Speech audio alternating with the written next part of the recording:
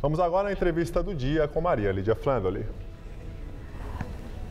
A aprovação pelo Senado de projeto que torna a corrupção crime hediondo é mais uma resposta do Legislativo ao clamor das ruas. Para falar das perspectivas dessa possível alteração do Código Penal, hoje recebemos o advogado Sérgio Rosenthal, que é especialista em direito penal e presidente da Associação dos Advogados de São Paulo. Obrigado, doutor Rosenthal, por estar conosco. Corrupção ativa ou passiva já é crime tipificado. Sim. Agora, essa iniciativa alterando o Código Penal, tornando crime hediondo a corrupção, no que muda? Infelizmente, na prática, não muda muita coisa, Maria Lídia. A verdade é que a hediondez, o crime hediondo, é apenas um rótulo. O tecnicismo, ele vai demonstrar que, na verdade, esses crimes, se transformados em hediondos, eles trarão uma maior dificuldade para a obtenção do livramento condicional ou de uma progressão de pena, mas, na essência, isso não muda nada. Agora, é interessante, porque quando se fala em crime hediondo, gera um clima, de que agora sim vai ter punição. Mas eu vi muitas críticas de advogados dizendo, inclusive, que isso aí é meio demagógico lá do Congresso Nacional, como resposta às manifestações, aos protestos, acho que por essa razão, eu suponho, que o senhor acaba de dizer, mas por uma outra, já houve quem alegasse inconstitucionalidade. Existe esse risco? Sim, a Lei dos Crimes Hediondos é uma lei de 1990 e ela impôs algumas restrições à liberdade e a alguns direitos de defesa, vamos dizer assim, dos acusados desses crimes. Essas restrições foram caindo ao longo do tempo por decisões do Supremo Tribunal Federal, que entendeu que elas contrariavam a nossa Constituição.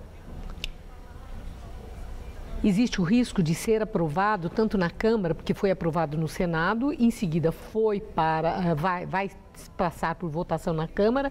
Existe o risco de que, se aprovado e sancionado, esse projeto possa ter aí um problema, exatamente por essa razão que o senhor falou? Não por isso, porque as regras que se aplicam aos demais crimes hediondos se aplicarão também a esses delitos. Nós já temos inúmeros crimes que são considerados hediondos, como o estupro, a extorsão mediante sequestro, o homicídio qualificado.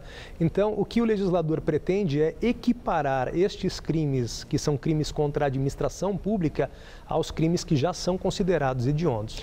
Nós falamos muito em corrupção, e de imediato se pensa no homem público, no político, mas tem um cidadão comum, que de alguma forma corrompe. Ele é o dinheirinho que ele dá para o guarda, para não ser multado, para o fiscal de obra, quando vai lá na casa e vê a irregularidade. Aqueles para conquistar um habite em obra irregular. Sim. Ou seja, todas essas manobras e compra do funcionário público. Esse cidadão que é corruptor, ele estaria enquadrado nessa lei como corruptor? Sim, ele estaria. Quer dizer, pode ir para a cadeia por isso? Para a cadeia sempre pode, sendo crime hediondo ou não, basta que seja crime, não é? Mas este projeto, que é originário do Senado Federal, ele prevê que os crimes de corrupção ativa, corrupção passiva, peculato, concussão e excesso de exação se tornem crimes hediondos. Portanto, eu tenho que pedir para o senhor traduzir. Sim. Concussão, excesso de exação, Exato. Quer dizer, isso para exemplificar a corrupção é o quê? Apenas para exemplificar, nós temos a corrupção ativa e a corrupção passiva. A corrupção ativa é aquela praticada pelo particular em relação ao funcionário público, não é? Então, é o cidadão que oferece uma vantagem ao funcionário público para que ele faça ou deixe de fazer alguma coisa. O corruptor. Ele é o corruptor. De outro modo, a corrupção passiva é quando o funcionário público, ele solicita alguma vantagem para fazer ou deixar de fazer algo. Então, o projeto, ele também equipara a corrupção ativa praticada pelo cidadão comum ao crime hediondo. É muito comum a gente ouvir falar que quando a lei beneficia o réu, ela retroage. E que quando ela... Agora a questão e quando ela condena, ela retroage também? Não. Este é um princípio de direito penal que se aplica em inúmeras legislações do mundo, não apenas na legislação brasileira, e que diz que uma nova lei ela só deve abarcar situações futuras e jamais situações passadas.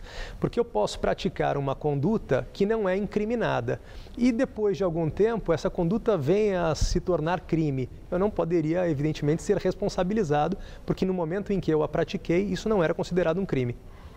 O presidente do Senado, Renan Calheiros, tem aí um processo que está correndo no Supremo Tribunal Federal e, por exemplo, peculato, que envolve essa questão da corrupção. Se essa lei for aprovada e esse processo ainda estiver em julgamento, a lei já pode ser aplicada, inclusive, num caso como esse do presidente do Senado Federal?